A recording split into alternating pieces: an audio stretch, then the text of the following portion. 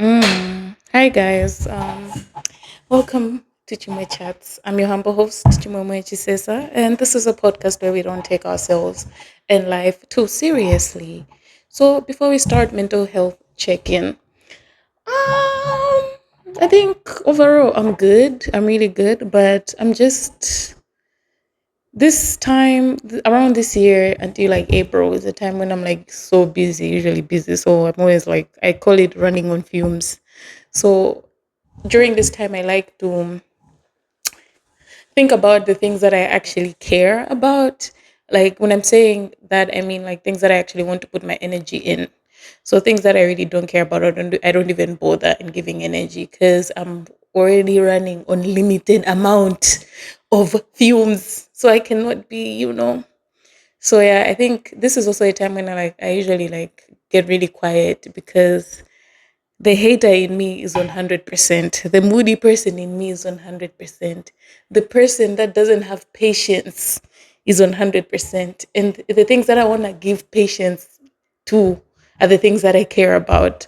So, yeah, but other than that, like my mental health is usually the best around this time. I think maybe because I have like a consistent routine, but the only thing is that I'm just always tired. So, yeah.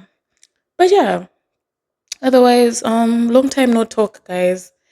Thank you for coming back to watch. And today, you know, I just wanted to give ka episode because lately I've been thinking about myself, and I mean, when do I not ever think of myself? But like lately, like I've just been thinking about like the morals, my character, the things that I think make me me, and make sure to grab Kati guys or something to de-escalate, right? Yeah, so like I just I've just been thinking about the qualities that make Jimame like who I am, right? So I'm just like cause the reason why I think I've been doing a lot of thinking is because I think this year I really put myself out there where I put myself around a lot of different people that I wasn't used to being around. So those things have started making me think about what things I am willing to compromise on when it comes to maintaining relationships or trying to be in relation with people that I personally like. Things that yeah, you get. So and it also I've also been thinking about like maybe even as I am growing up, right? Um where that yeah, it has also started making me think about how deep should I mean how deep are my values my own? Like, how much am I willing to uphold them? Because I feel like as I'm growing up, some of my values are going to be costly in some way or another. Because I feel like right now, because obviously we're still young, blah, blah, blah, blah, blah. I've never really had to pay for the things that I believe in and all of that. So yeah, I have core values that I think define almost of like the whole person, right? And to the point that when some of those values are a bit, like I'm seeing from people that we don't agree, or maybe not even we don't agree, or like they don't even want to see my perspective on things, or even they think that we can have a middle ground. I don't even want to be in relation with those people to the point of like I've even like stopped, I've even ruined friendships, I've ruined any form of communication with people that I don't necessarily agree with because of these things that make me me. But it's now starting. But I'm starting to think about how meeting all these people. It has started making me think about how maybe am I do this thing's too deep, or am I naive behind essentially? Am I being naive where I'm thinking that black, no, not even black and white, because I don't even believe in black and white. But when people essentially disagree with me, it's like, am I being naive? So it's making me question myself, Kudi, oh, how long will I maintain my ideals essentially? Will I eventually cave in Cause so I'm just gonna give an example. Like marriage, for example, I don't really care for it as a person right now, especially now in the phase of my life. But I do understand that there are things that even as I'm trying to build my career, there's certain spaces where they take people that are married more seriously. Or I'll have friends that are pursuing that stage of their life, marriage, having kids. And how will I be able to like console myself when people are moving on to that stage? Will I kind of like cave in into the idea or decide to settle despite having these ideals that I don't really care for it? Like it's not even in the top 10 list of my priorities. Not even that I have even like solid priorities. You get what I'm saying? So I'm just thinking about how, like, I'm just trying to reason with myself subconsciously, like, because, like I said, this year I've met a lot of people that I really liked being around, that I really like being around. But obviously, when you meet people, all walks of life, you disagree on things. So it's that type of thing that I tend to ask myself that how much of myself am I willing to compromise against or rebel against? It's even the reason why I even say rebel against is because when I'm compromising on things, my body even like it clenches up because it knows that seems like this is not you. You get what I'm saying? Oh yeah, but it's like, am I naive in thinking that eventually won't I change or is this me already yielding in a sense, starting to think like that, like this? Could you, maybe change are being too strict? Not everything is like that. Like, I don't know. So, and another thing that I said is that right now, I don't think I've had anything at stake that I really, really, really care about for me to be like, oh, if I decide to disagree with that, it's going to affect my life. I've not really had anything like that. But now my question is when there is something like that, for example, when there is money, when there are like relationships that I deeply care about at the time, where when I know that certain decisions would change the entire course of my life from what I'm envisioning it at the time, what would be the end goal? Like, who will I become?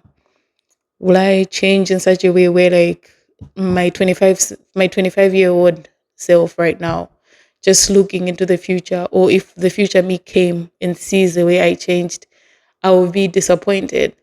And also it's making me ask myself that why am I even reasoning it in a way of like, oh, will I yield or will I change, instead of just like maybe that would be the phase that I'm in at the time. You get. And just coming back to the whole marriage thing, don't care for it, but maybe there'll be a time when like I'm done with the whole running up and down, trying to build my career of it all, where I'm now settled. Now it's like, oh, okay, what is there else to do? Maybe that will just be the phase that I'm in. You get. So it's just, I don't know, shame.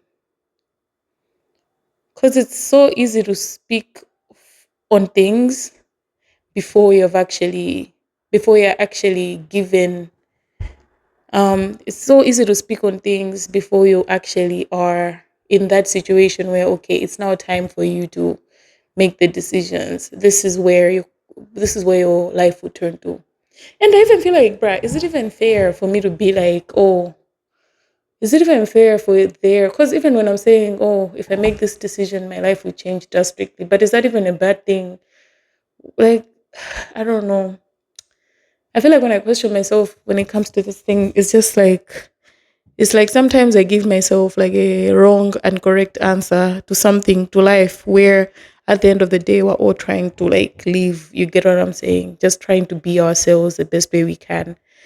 Maybe we just embrace the change as the change is happening. But how much of that change is it going to be just Jimwe exploring the different phases of our life, or will it be how much of that change will it be Jimwe compromising the type of person she is at her core? You get. Yeah, so that's the only thing that I had to say. Yeah, and I think at the end of the day, it's just reconcile, just coming to terms with being a hypocrite. At least, yeah, being honest with that fact about yourself, that there's some things that you look back on that you said, oh, maybe I would never agree with that. I'll never be surround myself around that. And for some reason,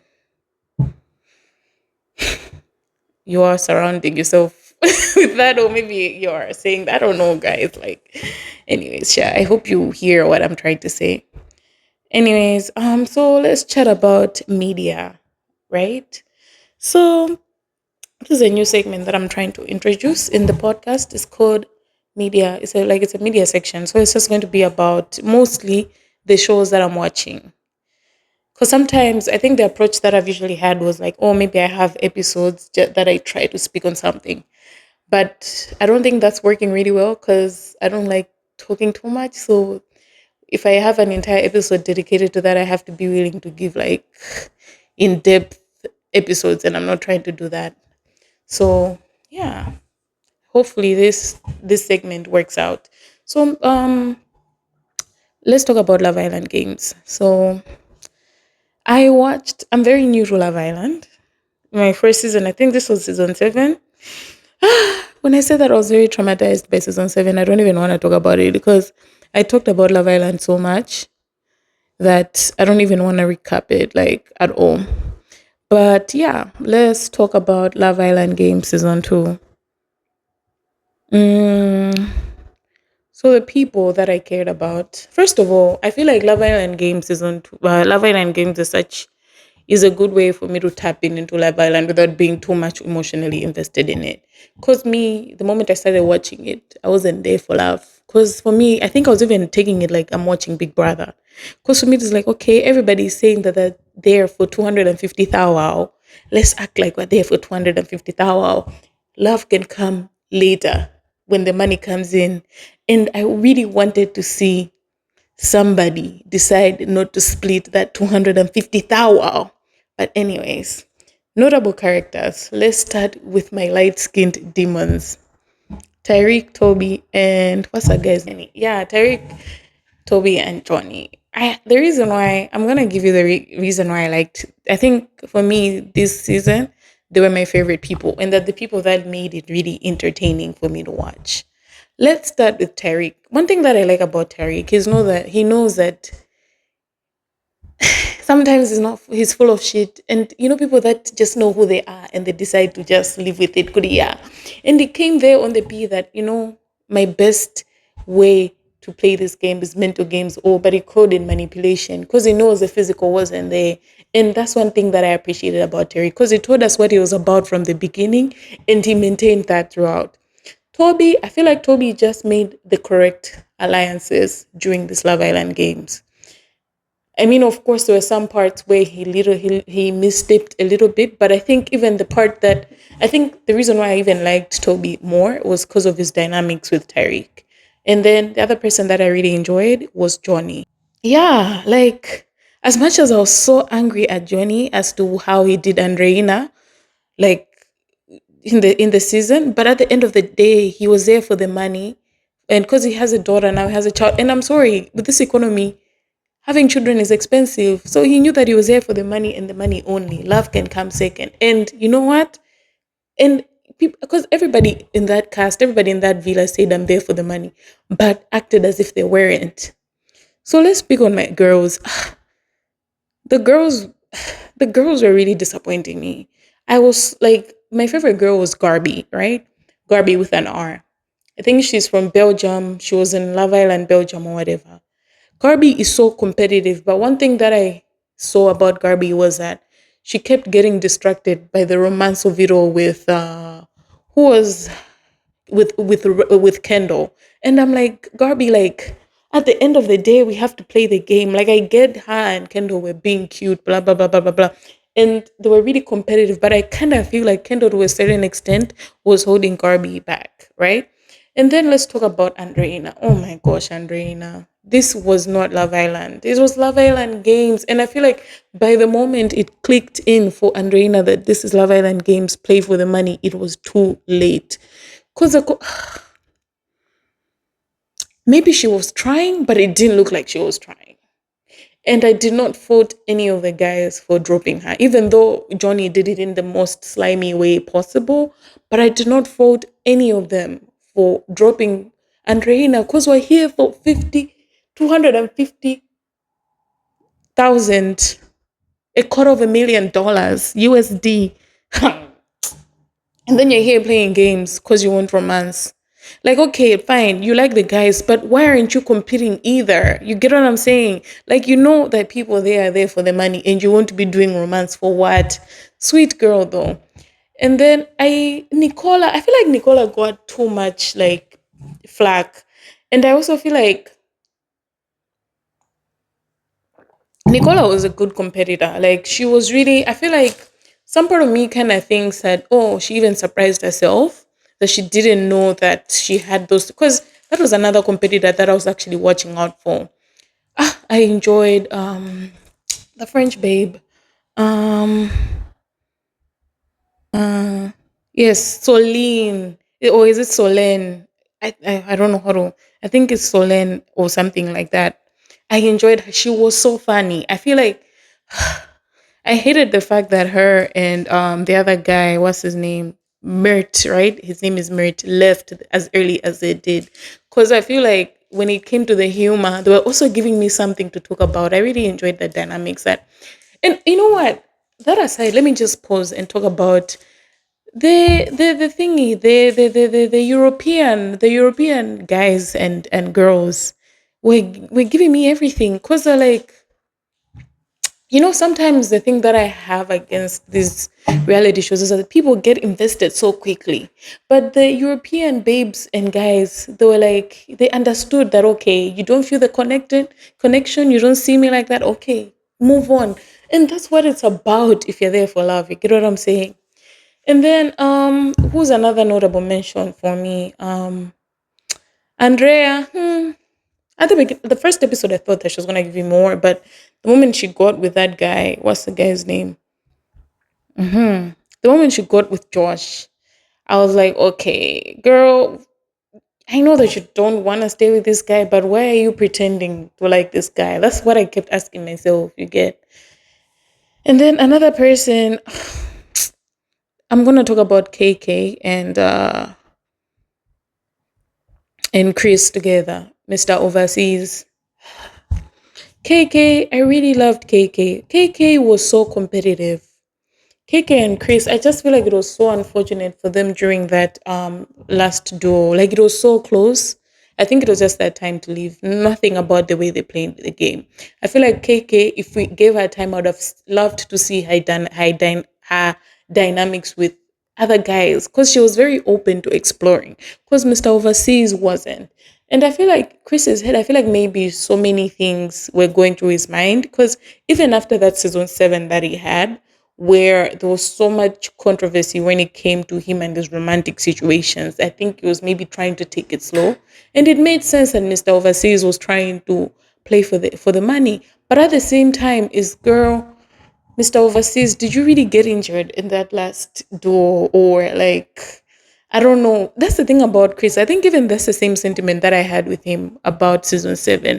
He was pursuing Shelly, but Chris just gives me that type of vibe like, oh, when he sees that whatever he wants, he has to like fight for it, he decides to like surrender and give up. And that's the same type of energy that I got from that duo. Because that duo was super, super close. And I felt like, oh, just because it's so that, this is too competitive, this guy is giving me the run for my money. Um, Let me just say, oh, my fingy. And you get. So it was a very emotional out for them. Like I was so sad for them, shame. And who are the people that I really didn't care for like that? I mean, Isaiah, just a middleman. I never care for people that are always in the middle. Like, pick a side. Like, you're either with me or against me. Kendall, I don't know. Kendall, I feel like Kendall was just playing it up for the cameras with that whole thing with Garby. Maybe he actually liked that. They were cute, yeah. Lucinda made me laugh. You know the reason why I laugh at Lucinda is because her and Isaiah, Lucinda was never for the girls.